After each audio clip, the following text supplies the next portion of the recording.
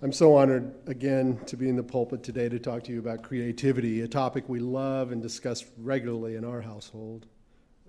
As many of you know, I'm a frequent practitioner of creative techniques and strategies, at least I try to be. In fact, throughout my life, I've relied on creativity to sort of forge my professional or artistic path. On reflection, I've learned that the longevity of my creative life may have resulted from working within my own constraints and giving myself permission to do work that was not in the model of the popular masters. Here is what happened and why it might be good for all of us.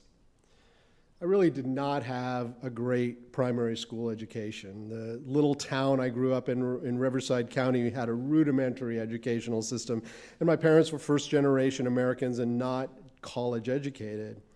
Everyone did their best, and I did as well as a young person could do in that environment. But when I got to college to study music and engineering, I really didn't have the foundation that many of my schoolmates did. Kind of in a stroke of luck, an educator within the system at UC Santa Barbara created a college within the university called, you'll never guess, the College of Creative Studies. It wasn't necessarily a place to study creativity. It was designed to leverage creativity as much as possible, this study of subjects of our choice. Students were encouraged to practice their major, not just study it. And we were encouraged to explore the space around our area of expertise. And I was in my second year when I got accepted as a music major.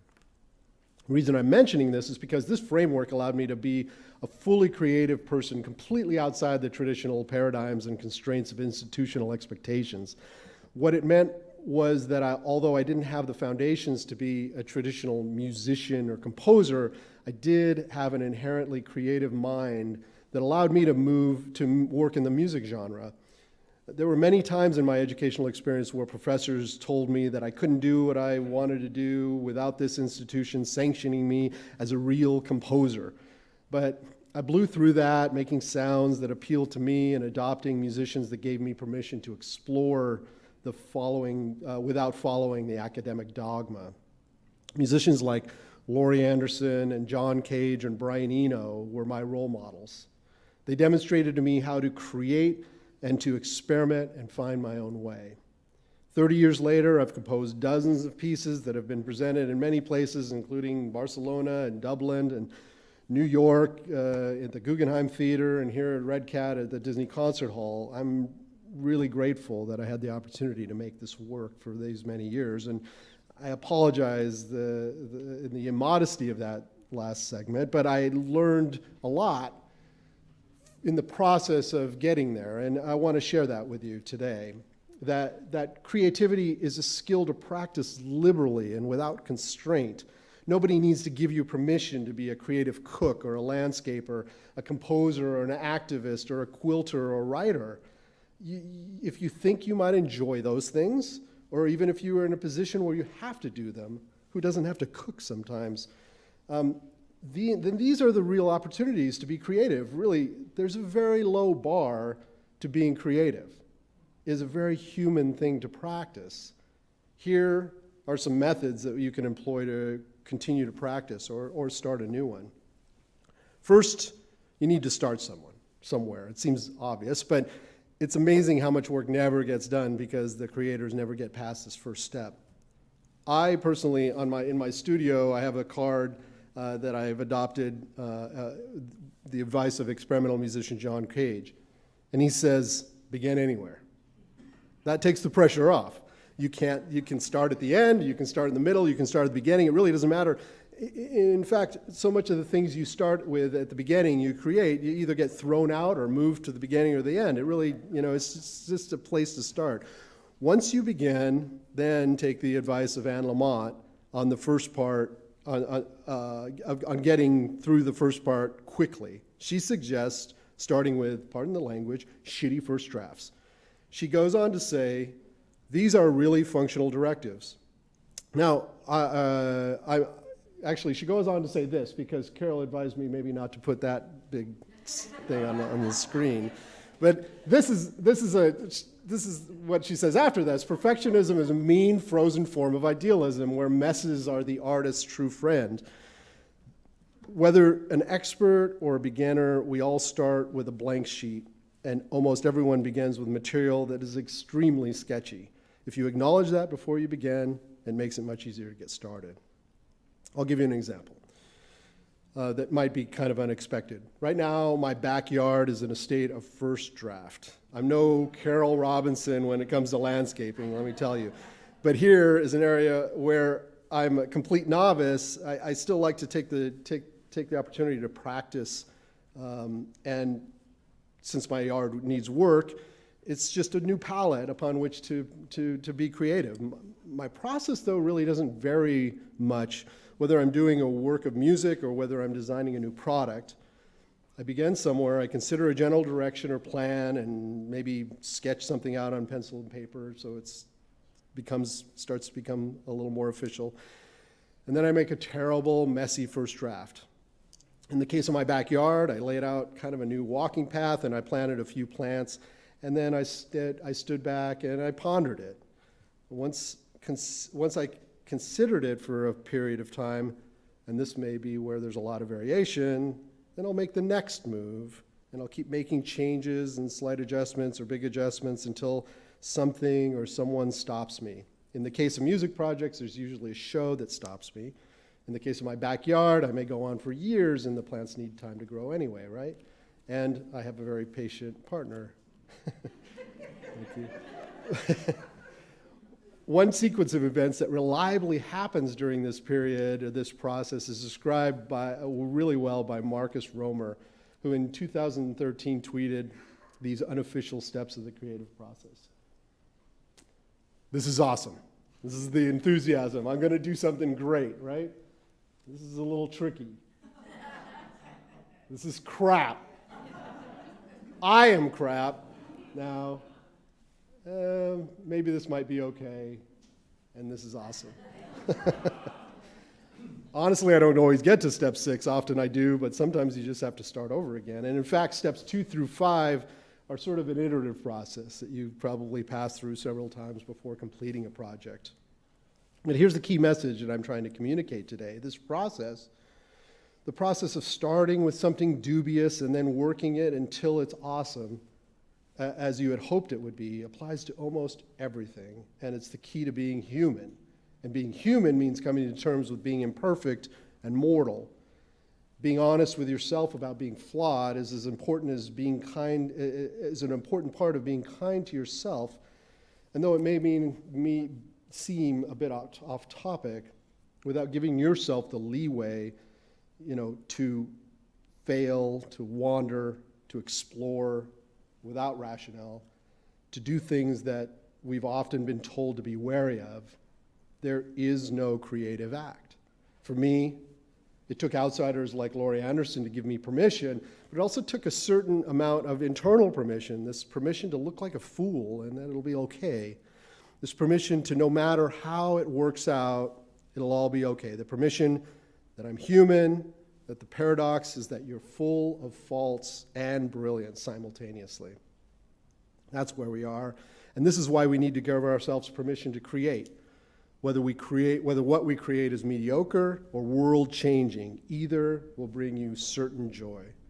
And we'll need to be open to either in order to get started.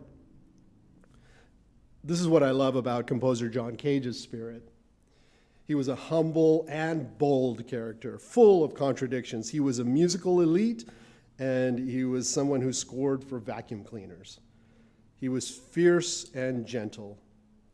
When I met him back in the early 90s at a book signing, I could tell he was kind, not only to others, but he was kind through and through, to everyone around him and to himself.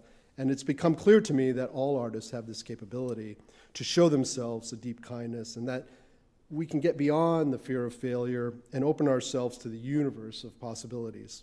A simple act of self-kindness enables the beginning of self-expression and potential brilliance. It's only by practicing and being at peace with ourselves that we can begin anywhere and find a path to a beautiful, creative life.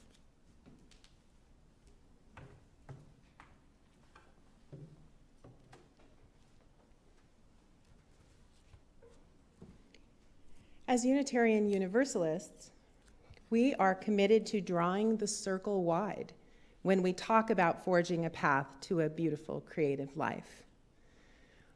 Our mission statement calls us to nurture spiritually courageous people who transform the world through justice and compassion. And this work requires every ounce of human creativity we can possibly summon to accomplish this dream. The Reverend Alan C. Taylor of the Unity Temple UU congregation in Oak Park, Illinois, tells us, creative religion is the religion of spiritual pioneers who understand that we exist in a creative field of possibility.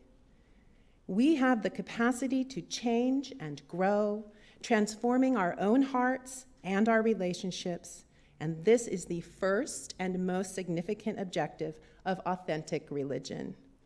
In the face of loss and grief, we can affirm that our love and prayers and hearts connect us to each other and creation, that feeling the beauty around us, smelling its scents, touching the earth and sky, connecting to others, working for justice, these are encounters with all and the all, and they offer the relationship and connection that is life's true consolation.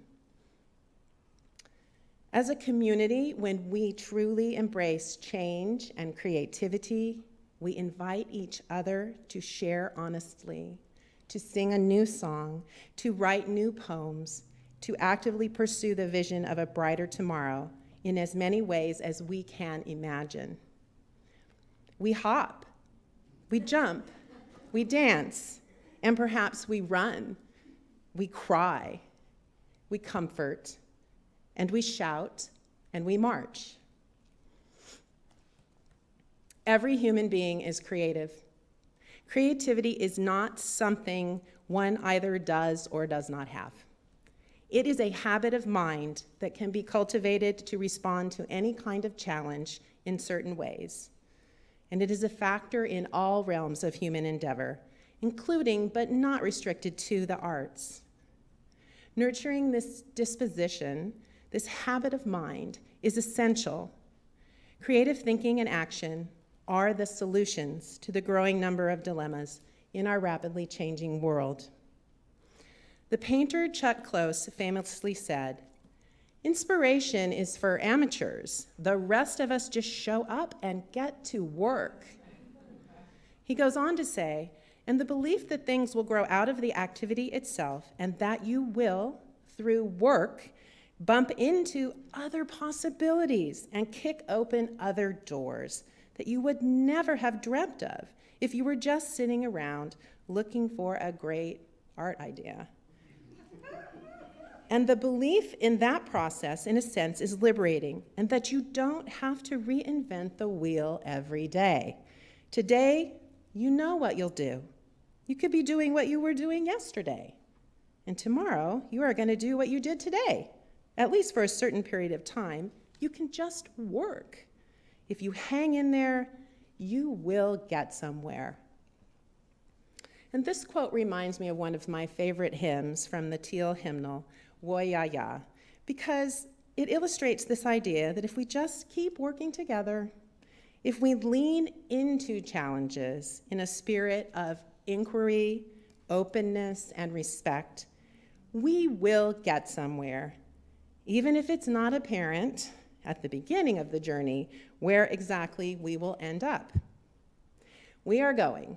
Heaven knows where we are going, but we know within. And we will get there. Heaven knows how we will get there, but we know we will.